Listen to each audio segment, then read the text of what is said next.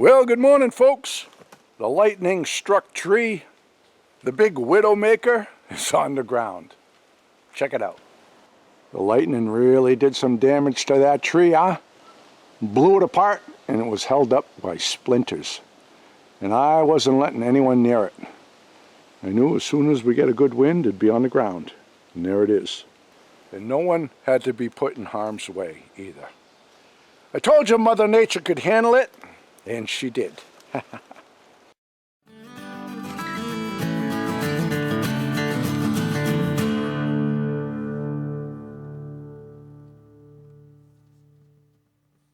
Yeah, when it came down, it took this spruce down with it. Okay, I was sad to see that fall down, but you can see inside here, it was pretty punky. Okay, pretty punky, so that was going to go bare and eventually fall down anyway. And that's how all the spruce are now in the forest out here. All the spruce and pine are dying. I should be able to get some good building material out of the top of that spruce though. When I showed you this tree last week after the lightning hit it, well, I got a lot of you shoulds on that one. A lot of people telling me that I need to hire a professional or get a crew here with a boom truck and take the tree down. And I know everyone means well, so I'm not busting your nuts over it. They're not here to see what I have here. The tree was not in striking distance of my structure. It falls down, it's just going to fall down. So to put someone's life in danger to do this job when I know that Mother Nature's going to do the job with one good wind, well, it would be total unnecessary risk and expense. The safest and most economical approach to this tree is to let Mother Nature take it down. And she did, at 4:15 in the morning. Wow, what a sound. Crack and crash, and oh man, it was pretty cool. It really would. I would have liked to see it happen, but I was safe in my bed. Yeah. You know, if I would have called a professional to come here, I really don't think anyone in their right mind would tackle this tree, because this tree is huge and tall, and it was blown apart in the center. All the center was blown away, like I showed you. And why it didn't fall down when the lightning hit it, I don't know. But it was suspended, lots of tonnage held up by splinters. You get a guy here start taking wood away from the trunk with a chainsaw. That would be a disaster waiting to happen, because this tree is not going to fall down, it's going to collapse, like the Twin Towers did on 9/11. Just boom, boom, boom, boom, fall down and fall apart. So you get a guy here with headgear on and ear protection, running a saw, paying attention to what he's doing, and all of that comes crashing down. He's going to be toast. I don't want that to happen. I don't want to see that, and I really don't think anyone would tackle that. You can't get a boom truck in here to start taking the top down. You can't do it. So really, just stay away from it, let it fall down on its own, which it did. I knew it wasn't going to stay up very long. Yeah. But this whole episode was as magnificent as it was terrifying. Yeah, very exciting. First time in my life I've ever seen lightning hit. I mean, I saw it. I was watching down here. So it was really cool to witness it. And we suffered no losses except for the tree. This was a beautiful, beautiful old tree, man. And you notice how big the trunk is when Lori was standing beside it. But that's the only time we hung out here. I just wanted to film it, and then we ski-daddled and stayed away from it. Yeah. So anyway, everything's down, it's on the ground. I got a heck of a mess to clean up, but that's all right. Yeah. If we could only harness that power, huh? We run the camp on 12 volts, and to have millions of volts stored away, how long would that power our home? Huh? Maybe someday someone will come up with that, a way to do that. Pretty crazy. The power of nature. Yeah.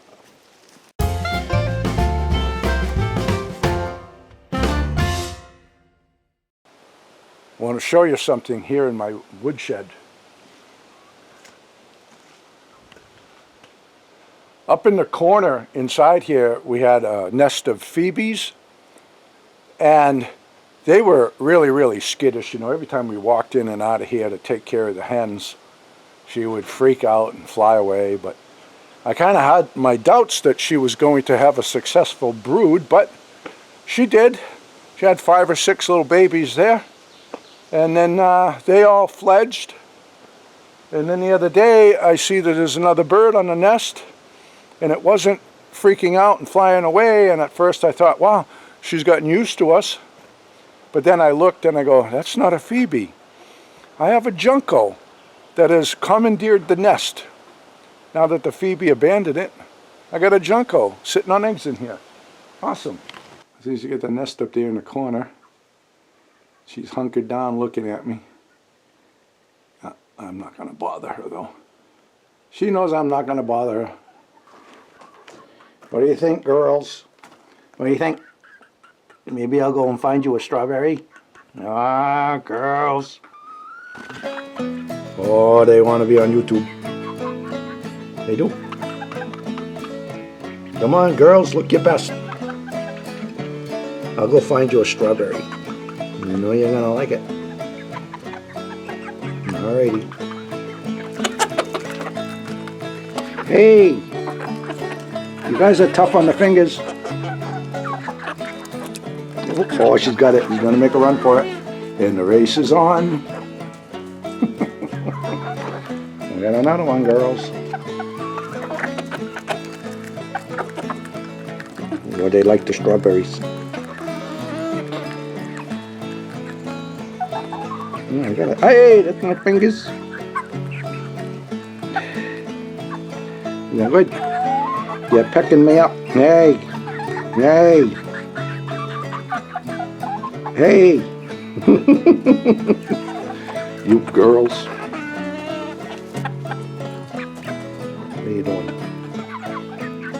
Little chicks. How about some eggs? Huh?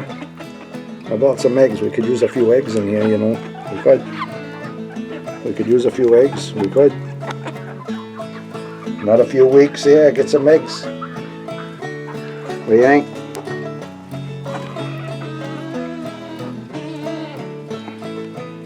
Yeah, that's the same noise my Jeep is making.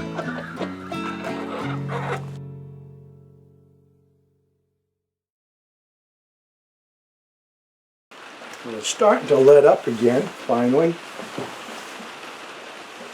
This has been crazy, folks. The weather has been from one extreme to the other, and the garden is starting to lag behind last year a little bit because of the weather. We had several weeks of drought-like conditions. Luckily, most of the garden was holding its own because of the method that we use. I showed you in the past that deep mulch method in a video, how we garden. And for being off-grid, where we don't have a well and a hose that we can continually water the garden, that is the perfect method for us. Well, actually, it's perfect for anyone. We have the most abundant garden with the least amount of work. That's a win-win. But this year you saw that I put in some new beds. I made some new raised beds with the stones around them. And then we grubbed out that area over there where we planted corn. Well, we were planning on spreading mulch all over the top of that and just never got to it. So those areas, through these drought conditions, the soil became hard and cakey like it does in everybody else's garden that don't mulch. All right? So I was like, we got to do something about this. So I don't know, a couple weeks ago, We actually went out in the woods out here and raked the woods. No kidding, we did. We looked pretty silly, but it was worth it. We went out and we probably got maybe 8 or 10 trash barrels full of leaves. And we spread that over the new garden sections. And as soon as we did that, we got rain. And we've been getting rain almost every day since. It's been like 2 weeks of rain. Some days it rains all day and all night. So now the garden is getting too much rain. Yeah, so some things are acting a little funny because of it. They're getting too wet. Not because of the mulch, just because too much rain. We went out and did some kayaking one day. Got out on the river, did a little bit of kayaking. That was fun, very enjoyable. So we wanted to do another run. We went out last week further upstream to check out the river, and the river is crazy high and running fast. So we're going to let it subside a little bit before we do a river trip. But out here in the garden, well, things are doing good, but it's lagging behind last year. We do have some nice tomatoes on the vine out here, but they're not as plentiful as last year at this time. I'm a bit disappointed in the strawberry bed. Last fall we decided to devote a good section of the prime real estate of the garden for strawberries. We were hoping for a real big strawberry crop, and that's been a little disappointing. We've gotten some bowls of strawberries, a few real nice ones in the mix, but most of the berries are smaller than I had expected. Wow, looks like breakfast. Those are nice. Yeah, some good berries. Yeah. We've got some nice sized heads of broccoli, nice tight heads out there, but also some of the plants are starting to bolt and the heads are loosening up and flowering, so we've been harvesting those. Yeah. The Swiss chard and the kale, well, that's always doing good, and we pick that stuff about every week to 10 days. We're clipping Swiss chard and kale. We've had some lettuce out here. That was doing pretty good. We've been harvesting that. We've been picking a few beans here and there, but we got a good crop coming up probably in a week or so. Yeah. All in all, the garden is looking good, but like I said, some things are lagging behind last year. Now here in the greenhouse, the tomato plants go crazy in here. They look like crap. I don't know why exactly, but they produce like crazy, and we've been picking tomatoes in here now for a long time now. Well, it's got some picking to do here. I guess so.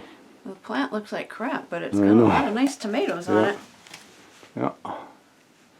I'll take a crappy plant with nice tomatoes, that's all right. Yeah. These are really good.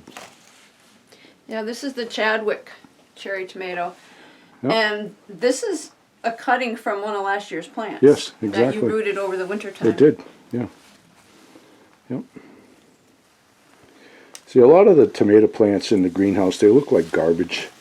They start out good, and then as they grow, the top of the plants always look real healthy, but it just looks all dry and mildewy, and that's how it is. But regardless, they produce and continue to do so.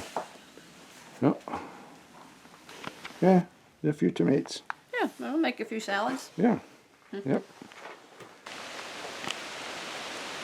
Been picking scallions, already picked all of our radishes. Those are all out of the ground now. Picked a few beans, a whole bunch of those coming soon. Been picking cherry tomatoes in the greenhouse for quite some time. I'm looking forward to getting some of those big tomatoes though. For BLT, oh yeah, looking forward to that. And hopefully we'll have a good corn crop, you know. I have to surround all of that with the electric fence to keep the bears and stuff away from those. Yeah, but hey, as long as things don't get too wet, I think we'll be okay. But that's gardening, you know, there's always some surprise, always some new challenge, some little learning curve. You know, we had the aphids here in the greenhouse in the wintertime, took care of those with those ladybugs. We had squash beetles last year. Sometimes it's one little thing after another. But you roll with the challenges and make the best of it. And if you don't want to do that, you just go to the grocery store, right? Yeah, that's the way it is.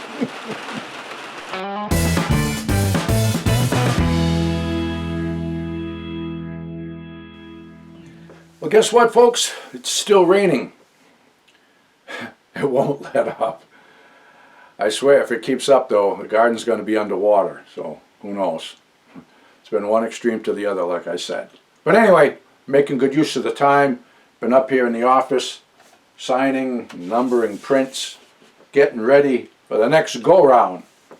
A lot of people have been asking when we are going to start selling the art again. I told you I would make an announcement when we do. I'm announcing it now. Lori just opened the website last night. Okay? And we're going to continue to sell until the prints are gone. Yeah. Some of the editions are getting really low. Other ones, there's a few hundred left. But we'll sell them until there are no more. And like I said before, I don't do second printings or second editions. But I do got to admit, it's been fun. Dealing with my artwork again, it's making me want to draw again. I don't know, but who knows what the future holds with that. As I said before, last week, all of the orders have been shipped. Most people have their prints already. I've gotten a ton of great feedback, and thank you so much for all the kind words. Yeah, people are very happy with them, and lots of nice comments coming in. And thank you for the feedback. The international orders, a lot of people already have those prints. But those shipments take longer. They usually take 2 to 3 weeks to get. But everything has been shipped. Now, if you haven't gotten your order, you can reach out in the email address that's in the description below. And we will look up your tracking number. We didn't do, you know, quick reference emails with tracking numbers because when we go to the post office, some of these receipts are like 30 feet long, and to look up a tracking number is maddening. But if you have not gotten your order and you're concerned, reach out to us and we will find out where it is. Alrighty, so the prints are up for sale again. The website and all of that is in the description below. And as I said before, if you have any questions or comments or concerns, reach out to the website there. And I want to thank you all again for your orders. This has been quite the surprise. It's been good, and it's going to help out a lot with the new cabin build. That's if things ever dry out and we can get back over there working again. There. So anyway, that's it for now, folks. All the best to you, and God bless. Frankie and the boss out walking in the woods, living life happy and free. Tracks in the snow everywhere they go, there's a pokey way up in that tree. A beaver built a pond where they have some fun, taking life a day at a time. Best friends until the end. Frankie and the boss, Frankie and the boss, Frankie and the boss.